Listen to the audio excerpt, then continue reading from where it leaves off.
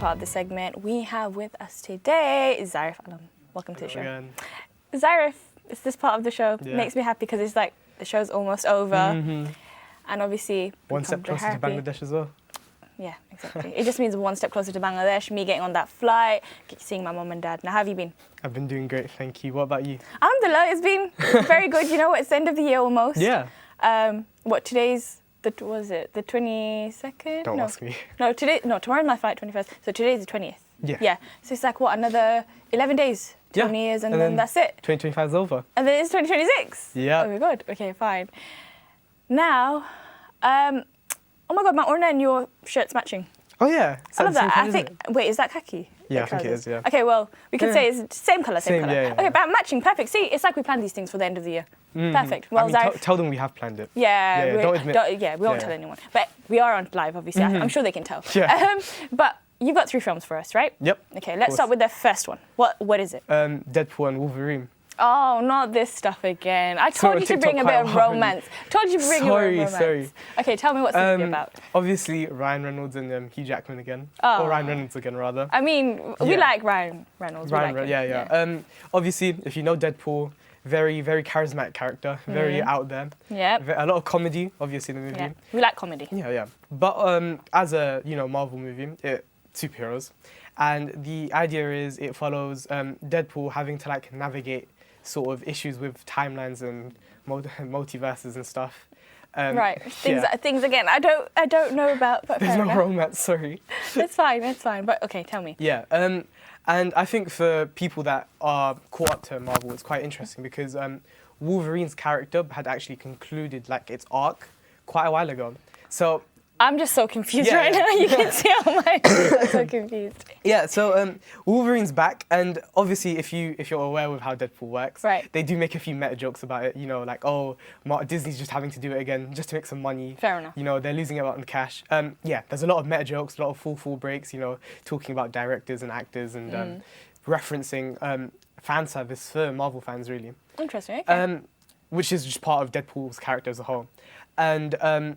I think the best thing about the movie, obviously the action sequences were great, you know, Marvel flair, but the synergy between Hugh Jackman and Ryan Reynolds was incredible to watch. You know, they play off of each other's characters so perfectly. You'd think that it wouldn't work, you know, serious Wolverine and, you know, sort of out there and comedic Deadpool. Yeah. But I think the synergy was excellent. That's one of the main reasons why people like the movie. The marketing was brilliant. If you've been on social media at all this year, you probably would have seen at least one. The thing is, if it came on my social media, I doubt I've seen it. And if I have seen it, I've probably like just flicked it off. Like this. I wouldn't watch quickly it. Just gone. Yeah, but how much would you rate this movie out of a 10? I think, me personally, easily like 7 or 8. 7 or 8? Yeah. I mean, that's fairly low, I think that's high. High? What's high for you? I think... high is like a 10, obviously. 9, 10, and like, what's a low? Low? Yeah. Like a 1, no? I mean, have you ever rated a movie 1? I don't really think so. I think having to like 1's probably like the worst. That's probably why you don't watch rom-com movies, because you rate them on 1. I'd be like, so boring. 1. No, I think we've got to go watch a movie then. Okay, fine. So, where can we watch this movie? Disney Plus. Disney Plus? Yeah. Okay, fine. And let's talk about the second movie. Inside Out 2, also Disney Plus, by the way. So what, you brought the whole Disney Plus and you couldn't watch a rom-com movie? Sorry. Like, there's so many. You know what, I'm going to start recommending some to you because... What, rom-coms? Yeah. Maybe we should switch positions. You start talking about the movies and No, I can't do that because then I'll be too shy. I can't do rom-coms, like, you know, film reviews because they're so different. But fine, you're better at it, clearly. So fine, what's this movie about? Have you watched Inside Out? No, is that like the small... The emotion, like yes. Yeah, so I think it's a very interesting movie because a lot of times when a sequel to a movie comes out, often we're really worried about whether it like lives up to it. Yeah. And a lot of people were worried in the same way as to like whether Inside Out 2 can like not live up to its legacy, but like, you know, just if it is as enjoyable and it delivers on like the promises that people expect of it. But I think it's a very interesting movie because it follows the emotions of someone going through puberty, going through teenage years, right? Well, that's an interesting take because that's not something that a lot of movies cover, if anything. And I think as a result, it's one of those movies where you can watch it at any age. If you're younger, you'd watch it for the more like, you know, adventure, like comedic aspects of it. So like what age range I'd say like, talking? you know... 13, 12? No, as like basically more younger. born to like 10. Do you know what I mean? Because Disney movies, anyone Wait, can so like... you're telling me people, when they're babies, they're going to watch this? I mean, it's a cartoon. It's an animated This movie right? about puberty. No, but then it's going to go over their heads. It's not graphic or anything, right? Okay, fair enough. Yeah, it's but on the contrary, if you're going through those times, right, suddenly the movie is like way more deep. It speaks to you on different levels, right? Yeah. It's very relevant. And I think obviously if you're older than, teenage years, it's almost like you're reminiscing on it, right? Like you're looking back on it and like you're having a laugh about it. There's jokes like of like that sort of age that you'd understand, but like younger kids wouldn't understand it. So it's like then you can throw some inside jokes. Yeah. It's fine. So like I think it's one of those movies that genuinely anyone can watch. I mean, obviously you're now a man, so what did you feel when you were watching the movie? I think it was quite interesting to see that perspective, right? Like this idea of someone being introduced to new emotions such as like envy and anger and stuff like that, right? Like obviously, I don't have little people inside my head telling me like what emotions are. Hopefully not. It's like with have you ever watched Nina and the Neutrons? Pardon? Nina and the Neutrons. No. Okay, fine. So this was like a show, again, a very similar concept, but it used to be like neutrons, but they'd be talking and it was very different. Neutrons or neurons? Nina and the Neutrons. Neutrons? I'm pretty sure it's neutrons or neurons. Whichever one it was, whoever it was, the point is the little people inside the head and they were just talking. I think it was neutrons. Okay, I don't know. Sorry, yeah. Whichever one it is, it doesn't matter. But even Numberjacks, do you remember Numberjacks? Oh, obviously. Okay, fine. So it is very similar to that concept, right? I think the reason why these kinds of movies are so enjoyable to watch is that in a way they like breathe fantasy and sort of charisma into something that we all deal with. Because emotions, right, we don't really take as this like really fantastical concept, but seeing them in this new fresh way, it adds this level of charm to them. So we kind of have to we're forced to acknowledge that they exist in a way. Do you know what I mean? Yeah. Like I get what you mean. you look at them through that lens, and it's like, oh, I have those too. Yeah. And you're just kind of forced to ponder about them. Fair enough. Okay. That's the movie I might watch actually. Yeah. Maybe I'll watch it on the plane to Bangladesh. Maybe. Planes have everything. Yeah, and plus I've got Disney Plus as well. So yeah. good. Okay, yeah, you could probably watch I'd assume you could watch I've got it on Deadpool. the iPad right here, so it's perfect. I can watch it. Yeah. I can watch it right after You can watch it right the now? show. Watch it. No, I wouldn't do it right now. But imagine the audience would be like watching the movie with me. We'd be here forever. But of course, moving on, we have the third movie. Yes. No, actually, before you go to the third movie, how much would you rate the second one? Inside Out? Yeah. That's an 8 as well. 8? Okay, that's high. That's a very high score. You just said it was low a second ago, no? No, but 7 felt like it was really low compared to it being like for the other scores that you've given on the show. Okay, fine. Third movie. Five Nights at Freddy's 2. What movie? Five Nights at Freddy's 2. So, this is, you know what, who Blumhouse are?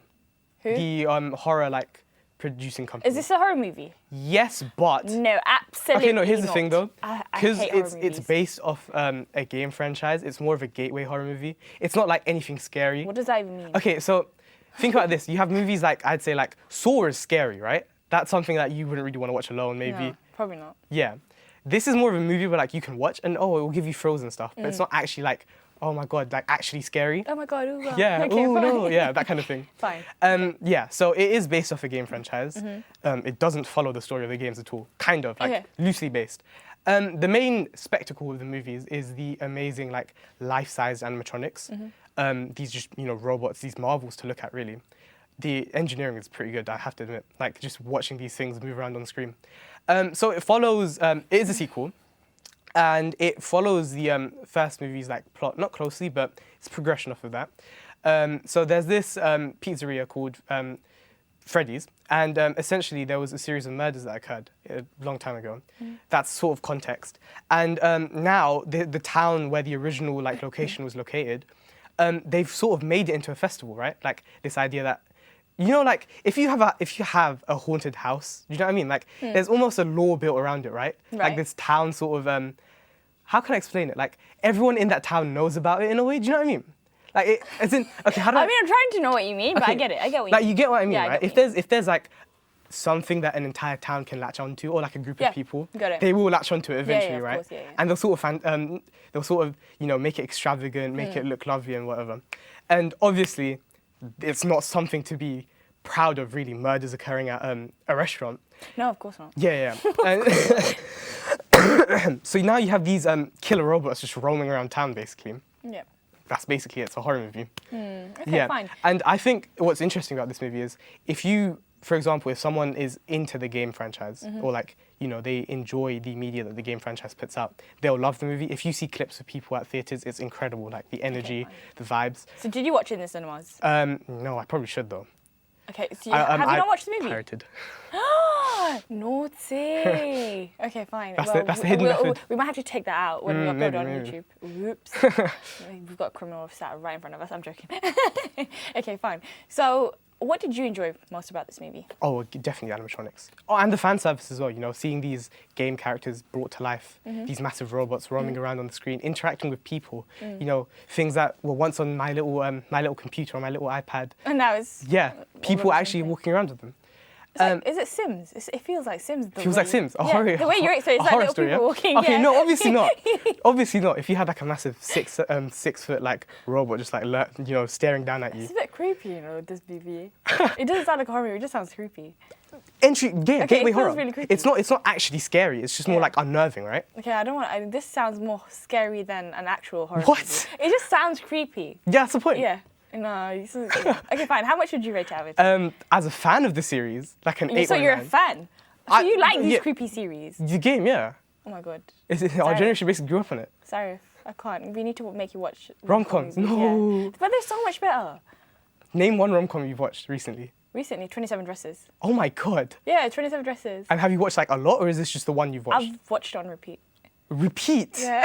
One movie? No, but like that, and then also, well, these are movies you won't watch, so there's no point naming them.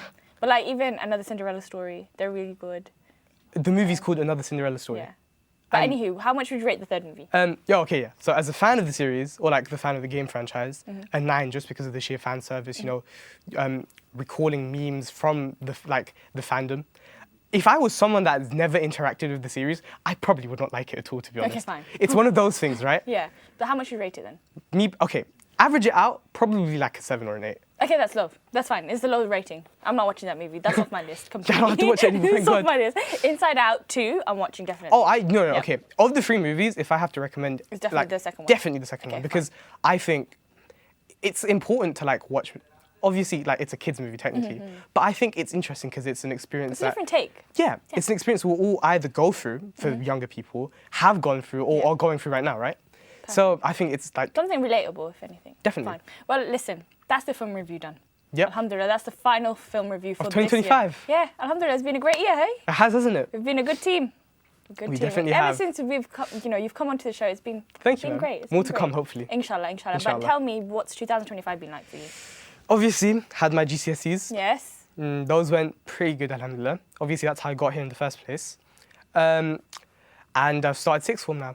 Has been a bit stressful, but... Nothing that you can't go through. Inshallah, hopefully. Inshallah. And what's your expectation for 2026? What do you want to look forward to? What's the hopefully, plans? nice 4 A's, hopefully for AS level. Inshallah.